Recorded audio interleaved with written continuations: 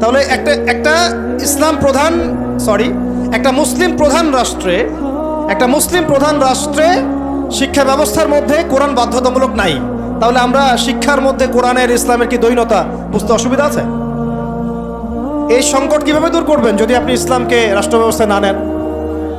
দাবি করলাম, আন্দোলন করলাম, মানববন্ধন করলাম, আপনাদের কি মনে হয় তারা চেঞ্জ করে দিবে? কখনোই করবে না। হয়তো বলবে ঠিক আছে, আচ্ছা ঠিক আছে, আমরা 10টা সূরা দিয়ে দিলাম পড়ুক, 20টা সূরা দিয়ে দিলাম পড়ুক, এক পারা দিলাম মুখস্থ করুক, সর্বোচ্চ দিল ধরেন। কিন্তু আমরা জানি যে এগুলো দিয়ে সাহাবাওয়ালা সেই জজবা, সেই ইমান, সেই দাওয়াত, সেই জিহাদ, সেই একামতের দিন সম্ভব না। এগুলো জাস্ট আইওয়াশ শোডাউন করা মানুষ। জ্ঞান, ইসলামের জ্ঞান যে এত যে গভীর, মানে আমরা এখন যেটা অনুভব করি যে আমরা এই সাগরের কিনারায় দাঁড়িয়ে আছি, এখনো সাগরে নামা তো দূরের কথা, আমরা পাও ভিজাইনি এখন।